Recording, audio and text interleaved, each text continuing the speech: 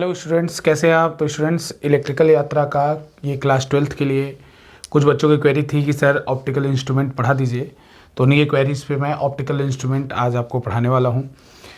तो बहुत सारे वीडियोस हैं इंटरनेट पे और उन वीडियोस में आप देखेंगे कि कुछ बेसिक क्वेश्चंस, हालांकि बहुत लोगों ने आंसर किया है, क्रेडिट टू देम, लेकिन कुछ बेसिक्स क्वेश्चन मिसिंग हैं। जैसे कि आप अभी अगर किसी ने अपने स्कूल में, अपने किसी और जगह से, किसी और सोर्सेज से अगर ऑप्टिकल इंस्ट्रूमेंट पढ़ा है तो उसमें उन्होंने देखा होगा कि कुछ बेसिक चीज़ों का आंसर नहीं मिलता। जैसे आपको ज़्यादातर हो सकता है कि फार्मूला याद करना पड़ता हो, उसका रे डायग्राम याद करना पड़ता हो, फिर आपको ये नहीं बताया जाता होगा कि जैसे आप पहले लेंस जब पढ़ते थे या मिरर पढ़ते थे तो आपको जो मैग्नीफिकेशन कैलकुलेट कराया जाता था वो लीनियर कराया जाता था।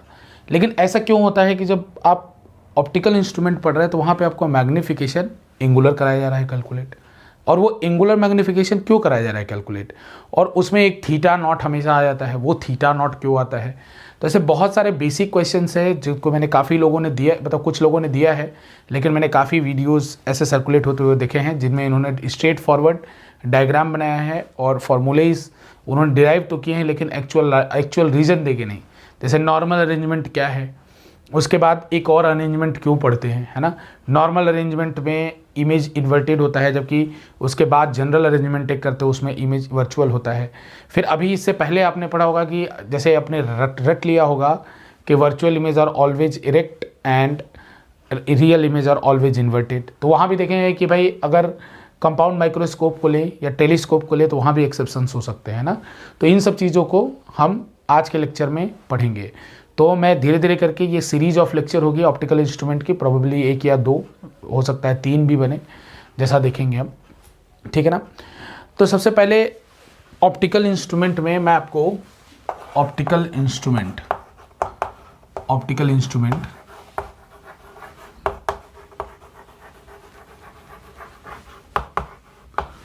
ऑप्टिकल इंस्ट्रूमेंट्स में मैं क्या क्या कवर करूंगा। तो इसके अंदर सबसे पहले मैं 3 चीज़ें कवर करूंगा। सिंपल माइक्रोस्कोप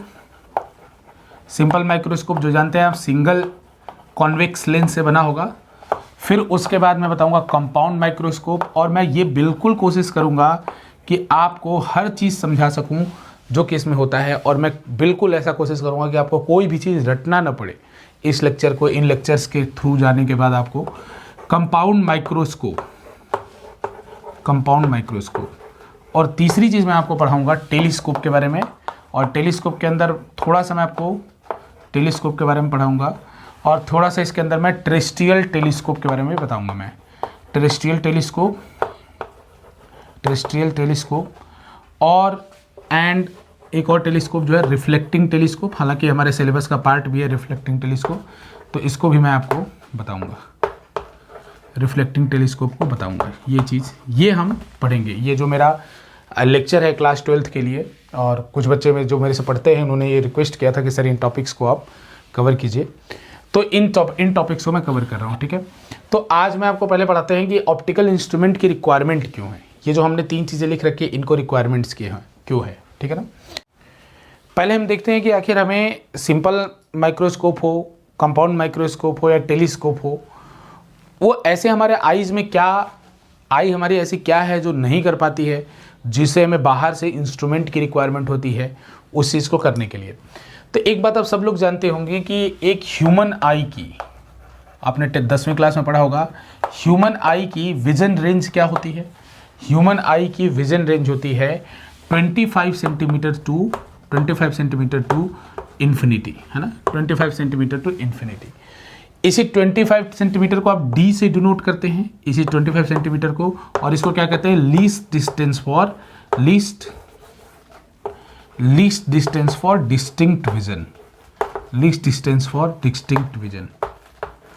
डिस्टिंक्ट विजन, इसी को आप कहते हैं least distance for distinct vision, है ना, least distance for distinct vision. हालांकि इसमें भी डिबेट है, इस 25 सेंटीमीटर में भी डिबेट है। जैसे अभी आपके क्लास में अगर कोई बच्चा होगा, तुरंत कोई टीचर पढ़ाएगा तो क्लेम कर देगा कि सर नहीं सर, मैं तो यहाँ पे 5 सेंटीमीटर पे भी पढ़ रहा हूँ, मैं तो 10 सेंटीमीटर पे भी पढ़ रहा हूँ। आप कह रहे हो कि ह्यूमन आई जो है 25 सेंटीमीटर से नीचे नहीं पढ़ सकती है, ठीक है। तो 2 बातों का इसमें ध्यान रखना कि ये 25 सेंटीमीटर के है क्या। तो सबसे पहली बात है कि एक बात मैं ये बताऊं कि ये कोई फिक्स वैल्यू नहीं है कि एक ह्यूमन बीइंग की आई मिनिमम कितना देख सकती है, कितना पास तक देख सकती है, लेकिन ये एज के साथ वेरी करता है। जैसे अगर न्यू बॉर्न बेबी है तो 10 सेंटीमीटर तक के ऑब्जेक्ट को रीड कर पाएगा, और जैसे जैसे आपकी एज बढ़ती जाएगी, जैसे आप 40 50 उस एज में पहुंचेंगे तो आपका लीस्ट काउंट बढ़ के 35 to 40 तक हो जाएगा। तो ये जो 25 सेंटीमीटर है ना, सभी एजेस का ऐसे समझिए एवरेज है, एक तरीके का एवरेज है जो हम यहाँ 25 सेंटीमीटर लिख रहे हैं। दूसरी बात कि अगर मान लीजिए मेरी आई विजन 25 सेंटीमीटर है, लेट्स सपोज, तो अगर क्या मैं इमेज को पास लाऊंगा तो मुझे नहीं दिखेगा? क्या ये है कि मैं पढ़ नहीं पाऊंगा? अगर कोई चीज़ लिखी हुई है और मैंने इसको और पास लाया तो क्या मैं पढ़ नहीं पाऊंगा? ऐसी बात है क्या? तो ये 25 सेंटीमीटर, जैसे आप पढ़ते हैं अपनी बुक, तो कई लोग को हैबिट होता है बिल्कुल बुक पे लेट के ऐसे पढ़ते हैं, है ना, तो क्या वो पढ़ नहीं पाते? क्या वो तो पढ़ते हैं, लेकिन कहा जाता है कि जब आप एक सर्टेन लेवल, जैसे मेरी आई अगर 25 सेंटीमीटर है, लेट्स सपोज मेरी आई का, तो 25 सेंटीमीटर से मैं पास लाऊंगा तो no doubt still I can read the thing.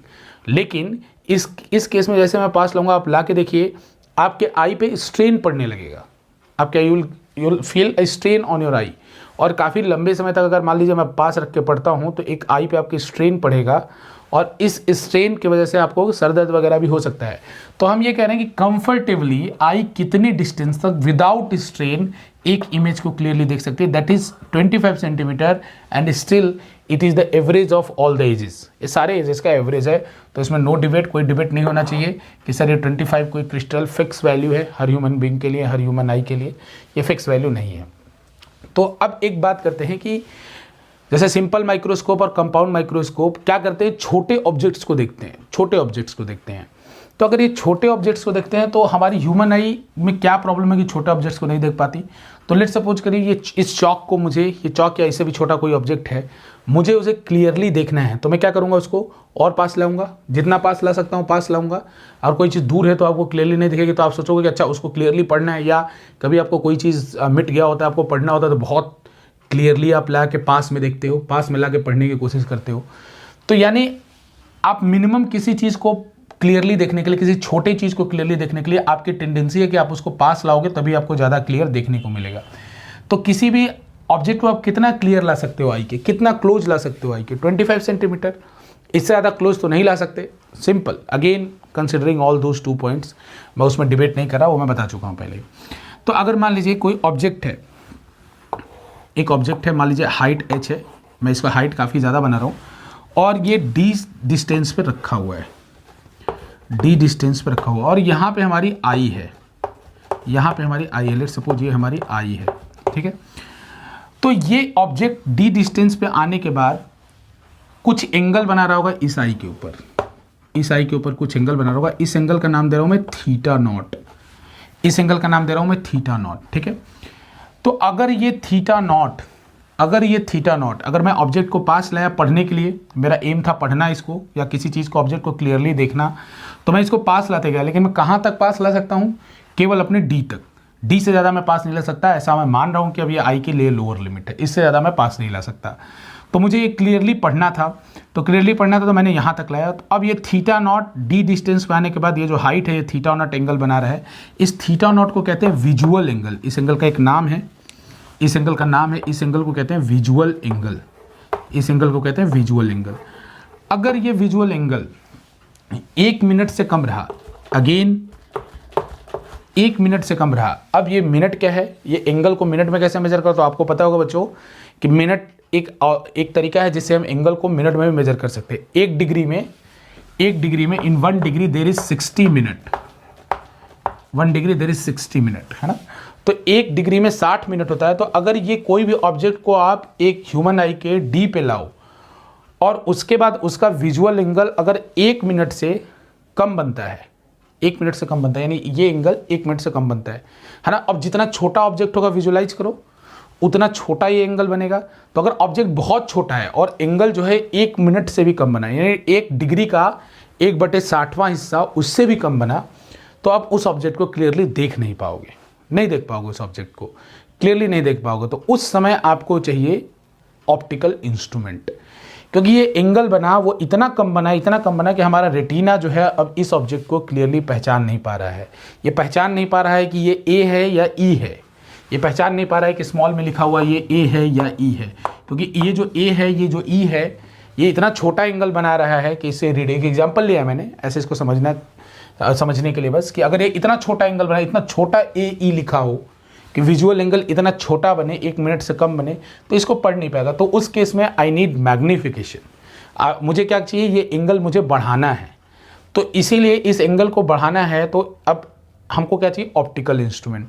तो जो पहले सवाल का जवाब कि हम बार बार यहाँ एंगुलर मैग्नीफिकेशन कैलकुलेट करेंगे, तो एंगुलर मैग्नीफिकेशन बेसिकली होगा क्या कि जो एक इंस्ट्रूमेंट लगाने के बाद ये आई पे बनने वाला थीटा क्या हुआ, और इंस्ट्रूमेंट लगाने के पहले ये जो बन रहा है थीटा विजुअल एंगल, वो क्या है, उन दोनों का रेशियो ही कहलाता है एंगुलर मैग्नीफिकेशन, जो हम सिंपल माइक्रोस्कोप में भी कैलकुलेट करेंगे, जो हम कंपाउंड माइक्रोस्कोप में भी कैलकुलेट करेंगे, ठीक है ना। तो विजुअल एंगल, तो ये बात होगी बच्चों। तो इस विजुअल एंगल को अगर आप ट्रिग्नोमेट्री लगाओ तो क्या लिख सकता हूँ, इस विजुअल एंगल को I can write tan theta is equals to theta naught is equals to h by d, tan theta naught equal to h by d, I can write tan theta naught equal to h by d. अब एक बात देखो बच्चों, d क्या है यहाँ पे, least distance for distinguisher, perpendicular upon base. अब एक चीज़ आपने पढ़ी होगी, मैथ्स का है, मैथ्स में हम ये पढ़ते हैं कि अगर tan theta become nearly equal to sine theta become nearly equal to theta, tan theta sine theta के और साइन थीटा थीटा के बराबर हो जाता है, यानी डायरेक्टली बोलूँ tan थीटा हो या साइन थीटा, थीटा के बराबर होता है कब, when theta is very small, theta is very small. जो स्टूडेंट मैथ के हैं वो एक्सपेंशन से देख सकते हैं, with theta is very small, अगर इसका tan थीटा का एक्सपेंशन उनको मालूम हो तो उससे, और साइन थीटा का एक्सपेंशन मालूम हो तो उससे देख सकते हैं कि थीटा की वैल्यू अगर लेस देन 1 है, बहुत छोटी है, तो हम क्या कर सकते हैं कि हायर डिग्री के टर्म को नेग्लेक्ट कर सकते हैं, तो थीटा ही बचेगा। आप जो बच्चे मैथ के हैं वो चेक कर सकते हैं, बायो वाले ये याद रखें कि tan theta sine theta theta के इक्वल होता है, लेकिन कब होता है, जब थीटा की वैल्यू बहुत स्मॉल हो। तो ये जो एंगल है, अभी ये h हम क्या बात कर रहे हैं कि भाई h इतना छोटा एंगल बना रहा है कि हम उसको देख ही नहीं पा रहे, 1 मिनट से कम है, तो इन this case, in this particular case I can use this assumption. तो यहाँ से मेरा थीटा नॉट की वैल्यू जो निकल के आई बच्चों, ये h बाई डी निकल के आई। h इज द, जिस ऑब्जेक्ट को हमको देखना है, जिस ऑब्जेक्ट को देखना, और ये आपको याद रखना होगा, ये आपको याद रखना होगा, क्योंकि जब मैं आपको सिंपल माइक्रोस्कोप पढ़ाऊंगा, जब मैं आपको कंपाउंड माइक्रोस्कोप पढ़ाऊंगा, मैं इसको याद करूंगा, इस चीज़ को मैं याद करूंगा, क्योंकि इसी से मुझे रेशियो चाहिए होगा, क्योंकि मैं उससे थीटा निकालूंगा। लेट सपोज मैंने सिंपल माइक्रोस्कोप यूज किया, तो उस समय मैं थीटा निकालूंगा, और उसके बाद मैं क्या करूंगा, इस थीटा नॉट से डिवाइड करके देखूंगा कि एंगल कितने टाइम्स बढ़ गया, उसी को हम कहते हैं एंगुलर मैग्नीफिकेशन। और एक चीज़ और, आप फ़ोन में अपने देखते होंगे, फ़ोन में x लिखा रहता है ना, कि कितने टाइम मैग्नीफाई करते हैं, 1x 2x 3x 10x करते हो ना, जूम इन जूम आउट। तो जब जूम करते हो तो x आता है, कैपिटल X से लिखा रहा था कि 2x कर दो, 2 टाइम जूम कर दिया, 3x कर दो, 3 टाइम्स जूम कर दिया। तो जूम, ये जो x किसका एंगल है, x उसी एंगुलर मैग्नीफिकेशन का एंगल है, कि जो एंगल ह्यूमन आई पे बन रहा था उसको कितने टाइम्स आपने बढ़ा दिया। तो इस चीज़ को हम बारी बारी से देखेंगे। तो ये हमारे पास रही हमारी प्रॉब्लम। अब इसी प्रॉब्लम को हम इंस्ट्रूमेंट लगा के सॉल्व करेंगे। तो सबसे पहले बच्चों हम लिखेंगे सिंपल माइक्रोस्कोप, इसको नोट कर लीजिए, फिर सिंपल माइक्रोस्कोप स्टार्ट करते हैं। तो बच्चों अब हम पढ़ने वाले हैं सिंपल माइक्रोस्कोप के बारे में। सिंपल माइक्रोस्कोप,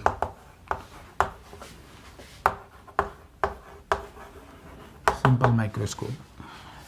तो सिंपल माइक्रोस्कोप के केस में हमने क्या किया कि एक कॉन्वेक्स लेंस चूज कर लिया, एक कॉन्वेक्स लेंस चूज कर लिया जिसका कि फोकल लेंथ बहुत ही कम था, जिसका कि फोकल लेंथ बहुत कम था। तो हमने क्या किया है, इसमें 2 तरीके के अरेंजमेंट हमें पढ़ना है। 2 तरीके के अरेंजमेंट यहाँ आपको पढ़ाए जाएंगे, सिंपल माइक्रोस्कोप हो या कंपाउंड माइक्रोस्कोप हो, वहाँ भी आपको 2 तरीके के अरेंजमेंट पढ़ाए जाएंगे। तो 2 तरीके के अरेंजमेंट क्या है, तो एक अरेंजमेंट का मैं नाम दूंगा नॉर्मल अरेंजमेंट, जो हर जगह लिखा हुआ है एनसीईआरटी वगैरह में, उसको नॉर्मल अरेंजमेंट कहेंगे।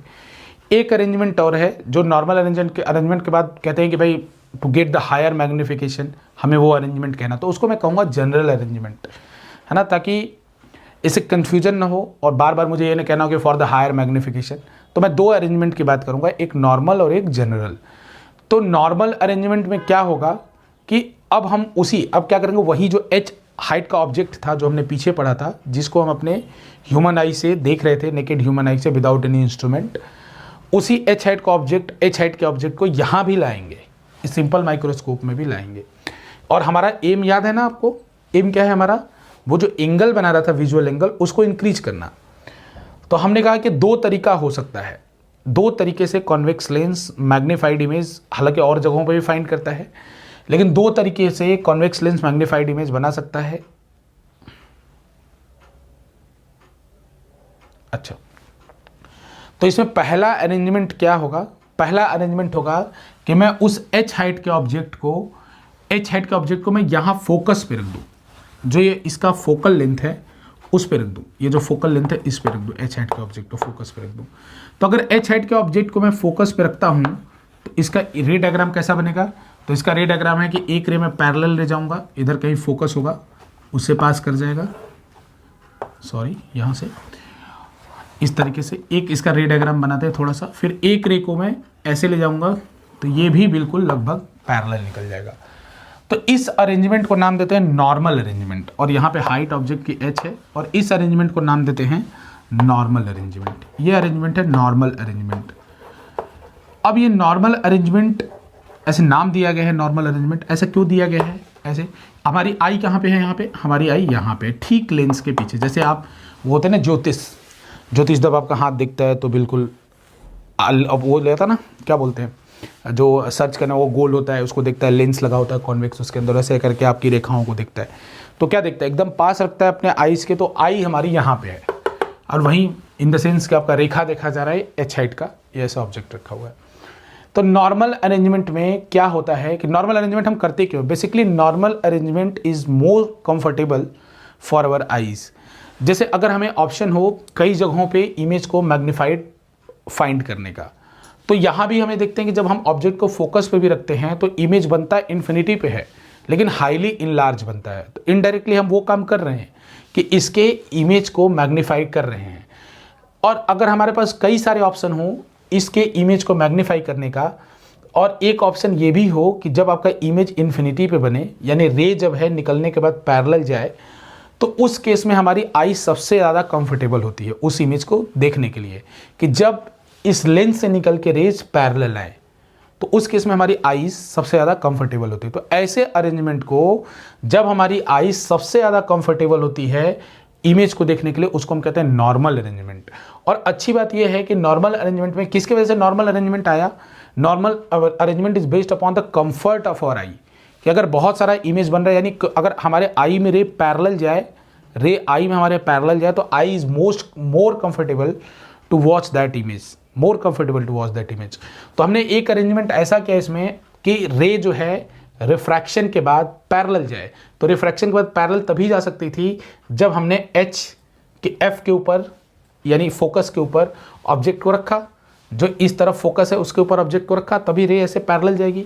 लेकिन इसके साथ साथ ऐसा ही एक फैक्टर नहीं है कि बस आई को कंफर्टेबल करने के लिए हमने पैरेलल इमेज निकाल दिया, लेकिन इसमें इसके साथ एक और चीज़ क्या हो रही है कि इमेज इनलार्ज भी तो बन रहा है। क्योंकि आप जानते हैं, अगर आप पढ़े हैं तो इसमें पढ़े होंगे कि जब ऑब्जेक्ट को हम F1 पे प्लेस करते हैं कॉन्वेक्स मिरर, कॉन्वेक्स लेंस के केस पे, तो इमेज हाईली इनलार्ज बनता है।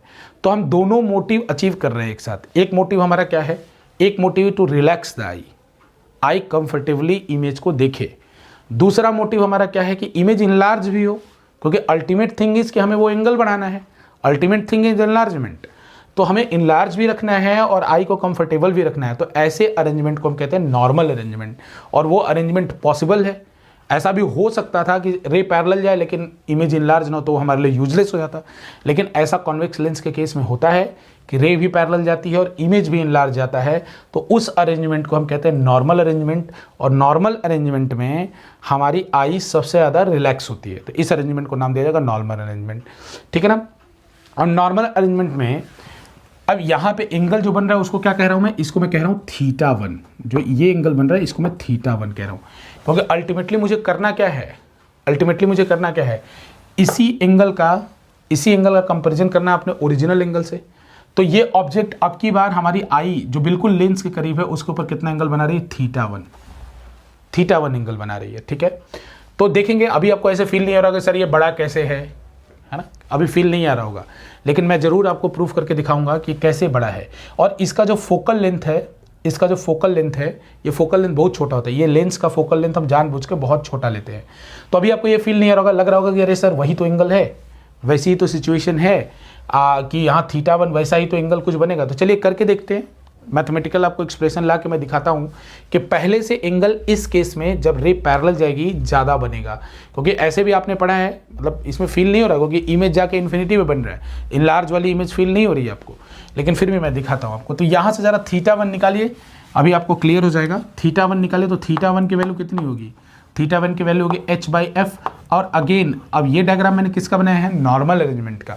तो याद रखिएगा जब आपसे नॉर्मल अरेंजमेंट की बात की जाए तो नॉर्मल अरेंजमेंट में ये सिचुएशन है, h/f होगा। तो अब देखिए मुझे क्या चाहिए, मुझे चाहिए एंगुलर मैग्निफिकेशन, यानी मुझे एंगुलर मैग्निफिकेशन m से ही डिनोट कर रहा हूँ, एंगुलर मैग्निफिकेशन चाहिए। तो एंगुलर मैग्निफिकेशन कितना चाहिए, θ1 अपॉन θ0, θ1 अपॉन θ0। यही होगा कि मतलब बाद में आपके इंस्ट्रूमेंट लगाने के बाद और इंस्ट्रूमेंट लगाए बिना जो आई पे बनने वाला एंगल है वो कितना बढ़ गया, मतलब इंस्ट्रूमेंट लगाने के बाद कितना बढ़ गया। और ये जो है ऐसा मैं मान रहा हूँ कि, और जनरली ऐसा होता भी है कि जैसे अब अगर आप जैसे माइक्रोस्कोप यूज करते हैं तो बिल्कुल आई उसके पास रखते हैं लेंस के, ये भी अगर आपको क्लियरली देखना है तो वो बिल्कुल पास रखेंगे आप लेंस के। तो ऐसा मानते हुए θ1 अपॉन θ0 निकालने जा रहा हूँ। तो θ1 की वैल्यू यहाँ से मुझे मिलेगी, θ0 मैं पहले ही बता चुका हूँ, जो भी इसके पहले मैंने डिलीट किया h/d है ना, उसको लिख देता हूँ जो पीछे अभी आपने अपने नोटबुक में नोट किया होगा h/d। तो यहाँ पे डाल दीजिए। तो θ1 की वैल्यू कितनी है, θ1 की वैल्यू यहाँ से देखिए h/f है ना। अब इसी में उल्टा करके θ0 की वैल्यू कितनी है, h/d। तो उल्टा करके मल्टीप्लाई कर सकता हूँ अगर डिवीजन करने का मतलब, तो h/d। तो h से h कट जाएगा। तो यहाँ पे एंगुलर मैग्निफिकेशन कितना निकल के आएगा, दैट इज एंगुलर मैग्निफिकेशन कितना निकल के आएगा, d/f। और मैंने आपसे कहा था, मैंने आपको कहा था, क्या कहा था मैंने, कि ये जो f है, f का फोकल लेंथ हमें बहुत छोटा लेना है। तो अगर f का फोकल लेंथ आपने इस d से छोटा लिया, d कितना 25 सेंटीमीटर से छोटा लिया, लेट सपोज मैंने f की वैल्यू 10 ले ली, तो मैग्निफिकेशन कितना मिलेगा मुझे, 2.5x, क्योंकि d का वैल्यू 2.5 रखूंगा, 25 रखूंगा, f की वैल्यू लेट सपोज मैंने 10 सेंटीमीटर का लेंस ले लिया, कॉन्वेक्स लेंस, तो मुझे मैग्निफिकेशन मिलेगा 2.5x। जैसा मैं कह रहा था कि एंगल आपको फील नहीं हो रहा है, लेकिन अगर ऐसा अरेंजमेंट आप बनाते हैं तो मैथमेटिकली आप देख लीजिए ये एंगल ज़्यादा ही बनेगा। तो इस अरेंजमेंट को हम कहते हैं नॉर्मल अरेंजमेंट। तो नॉर्मल अरेंजमेंट को नोट कर लीजिए, क्या रीजन होता है नॉर्मल अरेंजमेंट में, क्या चीज़ें क्यों इसके पीछे पड़े हैं, एक हम स्पेशल टाइप ऑफ अरेंजमेंट के पीछे क्यों पड़े हैं। दो रीजन इसका, पहली रीजन कि हमारे आई अगर बहुत सारे पोजीशन है जिस पे हम मैग्नीफाइड इमेज ऑब्टेन कर सकते हैं, तो उस पोजीशन के बारे में हम जरूर विचार करेंगे जिस पोजीशन में आपकी रेज पैरेलल निकले, जिस केस में हमारी आईज मोस्ट कंफर्टेबल होंगी उसको देखने में। दूसरी बात, ये बात एक है। दूसरी बात ये कि ऐसा है कि भाई आई का कंफर्ट के साथ साथ अगर इमेज इनलार्ज भी बने तो सोने पे सुहागा, तो वही हुआ है, इनलार्ज भी बन रहा है, आई कंफर्टेबल भी है। तो ऐसा अरेंजमेंट हमेशा आपको कॉन्वेक्स लेंस में मिलेगा, या कॉम्बिनेशन ऑफ कॉन्वेक्स लेंस जो कि हम कंपाउंड माइक्रोस्कोप करने वाले हैं उसमें भी मिलेगा, ठीक है। और उस केस में मैग्निफिकेशन आपको d/f आएगा, that is the angular magnification of simple microscope in case of normal arrangement. In case of normal arrangement, इसको नोट डाउन कर लीजिए और अपने लैंग्वेज में जो ये दो चीज़ें मैंने बताई है उसको नोट कर लीजिए, ठीक है। अब इसमें कहा गया, इस अरेंजमेंट जो अभी इसमें जो एक और अरेंजमेंट की जो मैंने बात की थी कि नॉर्मल अरेंजमेंट के अलावा एक अरेंजमेंट और है, तो उस अरेंजमेंट को बुक्स में कैसे डिफाइन है मैं आपको बताऊं। ऐसा कहा जाता है कि नॉर्मल अरेंजमेंट से ज़्यादा मैग्निफिकेशन हम गेन कर सकते हैं सेम सिंपल माइक्रोस्कोप से, मतलब जितना नॉर्मल अरेंजमेंट में हमारे पास मैग्निफिकेशन मिला, उससे ज़्यादा मैग्निफिकेशन हम सिंपल माइक्रोस्कोप के केस में गेन कर सकते हैं, लेकिन उस केस में हमारे आइज़ के ऊपर थोड़ा स्ट्रेन होगा। तो ऐसे अरेंजमेंट को मैं नाम दे रहा हूँ जनरल अरेंजमेंट, ताकि हमें याद रहे कि जनरल अरेंजमेंट है। तो इस केस में हम मैक्सिमम मैग्निफिकेशन देखना चाहते हैं जनरल अरेंजमेंट में। तो हम क्या चाहेंगे, तो देखिए इसका डायग्राम बनाते हैं, डायग्राम बना के आपको मैं समझाता हूँ। तो इसमें लिख लीजिएगा कि इसमें स्टेटमेंट एक लिख लीजिएगा कि we can get more magnification than the normal arrangement in by using the simple microscope. कौन सा magnification? Angular magnification. Simple microscope normal arrangement से ज़्यादा हम मैग्निफिकेशन गेन कर सकते हैं बाय यूजिंग सिंपल माइक्रोस्कोप। वो कैसे करेंगे? तो उस केस में जैसा मैंने आपको बताया, your eye will be strain but still we can find out the more magnification.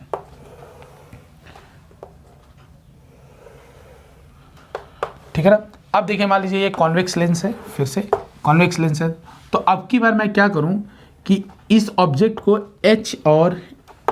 Optical centre और फोकस के बीच में रखूं। ऑप्टिकल सेंटर और फोकस के बीच में रखूं तो होगा क्या? इसका इमेज बनाते हैं। तो इसका इमेज एक रे पैरेलल जाएगी, फिर डाइवर्ट होगी फोकस से, फिर दूसरी रे को और डाइवर्ट कराते हैं, तो इसका इमेज कहीं पीछे इलोंगेट करने पे बनता है। आप सब लोग जानते हैं, अगर ऑब्जेक्ट एफ और ऑप्टिकल सेंटर के बीच में रखा हो तो ऑब्जेक्ट पीछे बनता है, वर्चुअल बनता है, इमेज उसका वर्चुअल बनता है और पीछे बनता है इस तरीके से। अब की बार भी हमारी आई यहीं पे है पास में, ठीक है ना। ये इमेज का फॉर्मेशन हुआ। तो इस केस में हम चाहते हैं, जब मैक्सिमम की बात की जा रही है कि मैक्सिमम कितना हम मैग्निफिकेशन गेन कर सकते हैं इस सिंपल माइक्रोस्कोप से, तो हम चाहेंगे हम इस तरीके से इस ऑब्जेक्ट को शिफ्ट करेंगे कि जिससे ये जो इमेज बना है वो हमारे डी पे बने, यानी हमारे आई के least distance for distinct vision पे बने। ठीक है ना, क्योंकि लीस्ट डिस्टेंस हो गया, हम ये जो हमें दिखाई क्या पड़ रहा होगा, मेरी आई अगर यहाँ पे है तो मेरी आई को क्या दिखाई पड़ रहा है? ये तो दिखाई नहीं पड़ रहा होगा, मेरी आई को तो ये दिखाई पड़ रहा होगा। तो इसको हम जितना आई के करीब ला पाएंगे उतना ये एंगल बढ़ेगा, जो ये सबटेंड कर रहा है यहाँ आई के ऊपर। ये इसका भी एंगल मैं θ1 ही नाम दे रहा हूँ। ये जो एंगल है, ये एंगल जितना मैं इसको करीब लाऊंगा, ये जो इमेज बड़ा बना और जितना करीब बना उतना हमारे आई के लिए अच्छा। तो हमने करीब लाया तो कितना करीब मैं ला सकता हूँ? डी पे, क्योंकि हमारी आई को ये दिखाई पड़ रहा होगा, ये दिखाई नहीं पड़ रहा होगा। डी पे, क्योंकि हमेशा इमेज दिखाई पड़ता है, डी पे बन रहा है। तो ऐसे अरेंजमेंट को, ये मैक्सिमम एंगुलर मैग्निफिकेशन इसमें पॉसिबल है, ऐसे अरेंजमेंट को हम कहते हैं जनरल अरेंजमेंट, या ऐसे अरेंजमेंट को कहते हैं arrangement for the maximum angular magnification. ये अरेंजमेंट है। तो इस केस में इस डिस्टेंस को मैं मान लेता हूँ u। इस केस में इस डिस्टेंस को मान लेता हूँ मैं u, इस डिस्टेंस को मान लेता हूँ u, और ये हाइट है h और ये हाइट है hi, है ना, hi है, ठीक है ना, क्लियर है ये। तो इस केस में जो आपका θ1 है, θ1 किसके बराबर होगा? θ1 बराबर होगा h/u के, है ना। tan थीटा लगा रहा हूँ बेसिकली बच्चों, और थीटा अगर छोटा है तो जानते ही हैं कि tan थीटा को मैं नेग्लेक्ट कर सकता हूँ। तो θ1 will be equal to, neglect करके थीटा लिख सकता हूँ, θ1 will be equal to h/u। तो इस केस में मैग्निफिकेशन कितना होगा? एंगुलर मैग्निफिकेशन कितना होगा? The angular magnification in this case will be equal to h/u है। तो h/u को तो इस केस में एंगुलर मैग्निफिकेशन कितना होगा? θ1 अपॉन θ0, और θ0 फिर से वही जो हमने पीछे पढ़ा था। तो यहाँ से θ1 की वैल्यू आ जाएगी h/u, और θ0 की वैल्यू कितनी आ जाएगी? उल्टा करके मल्टीप्लाई कर दीजिए, कितना होता है? h/d, तो d/h, तो h से h कट जाएगा। अब देखिए बच्चे बोलेंगे सर ये θ1 तो इमेज का आप ले रहे थे, या ऑब्जेक्ट का h क्यों ले लिया है? मैं कहूँगा बच्चे देखो ये वाली रे सेम है, तो अगर मैं इसको tan थीटा लगाऊँ तो tan θ1 लूँगा, तो इसको ऐसे भी लिख सकता हूँ h1/d, या ये भी लिख सकता हूँ h1/u। तो मैं h/u लिखना मैं ज़्यादा प्रीफर कर रहा हूँ। रीज़न, क्योंकि मेरे पास जो पीछे θ0 है उसमें वही ऑब्जेक्ट का हाइट h है जिसको मैंने यहाँ पे रखा हुआ है, तो ये मैं h वाला ज़्यादा प्रीफर कर रहा हूँ। तो कैंसिल करेंगे तो कितना हो जाएगा? d/u। तो यहाँ से एंगुलर मैग्निफिकेशन आएगा d/u, है ना। और ऑब्वियसली पीछे वाले केस से ये मैग्निफिकेशन ज़्यादा होगा। क्यों ज़्यादा होगा? यहीं पे देख सकते हैं आप क्यों ज़्यादा होगा। रीजन है बेटा, क्योंकि अब की बार u क्या है? f से भी छोटा है, जो फोकल लेंथ है उससे भी छोटा है, तो अब की बार मैग्निफिकेशन तो ज़्यादा ही मिलेगा, मैक्सिमम ही मिलेगा। तो हम कैसे फिर इसको कैलकुलेट करें? देखिए u वैल्यू क्या है ये पता नहीं, लेकिन हमें दो चीज़ क्लियर है u वैल्यू को हम कुछ सब्स्टिट्यूट करना चाहते हैं, किसके टर्म में, इन टर्म्स ऑफ d और इन टर्म्स ऑफ f, क्योंकि ह्यूमन आई का d हमको पता है और इस जो हमने लेंस यूज किया उसका फोकल लेंथ हमको पता है, तो इस u को हम d और फोकल लेंथ के टर्म में रिप्लेस करना चाहते हैं। तो यहाँ तक आप नोट कर लीजिए बच्चों, फिर इसके बाद मैं आगे लेंस फार्मूला का यूज करने वाला हूँ और यूज करके मैं इस 1/u को या d/u को मैं निकालने वाला हूँ, ठीक है ना। तो इसको आप नोट कर लीजिए, फिर मैं इसको सॉल्व करता हूँ। ठीक है स्टूडेंट्स, अब देखिए, अब मैं लेंस फार्मूला लगाऊं तो लेंस फार्मूला क्या है, 1/v minus 1/u will be equal to 1/f, minus होता है लेंस फार्मूले में। तो जरा इस सिचुएशन के ऊपर हम साइन कन्वेंशन पुट करते हैं, पहले साइन पुट करते हैं। तो u की वैल्यू कितनी होगी, -u, साइन के साथ पुट करना है। तो अगर ये इस लेंस के लेफ्ट साइड में है तो इसका u का वैल्यू -u पुट किया जाएगा। v का वैल्यू कितना पुट किया जाएगा, v का वैल्यू पुट किया जाएगा -d, यहां से पीछे अगेन लेफ्ट साइड में -d।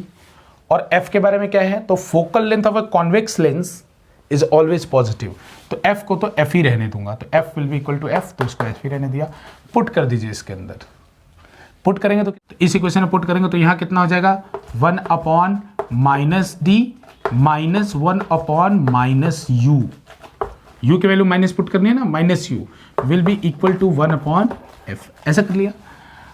अब इसके बाद इसको एक बार और थोड़ा सिंप्लीफाई कर लीजिए तो होगा -1/d plus 1/u will be equal to 1/f।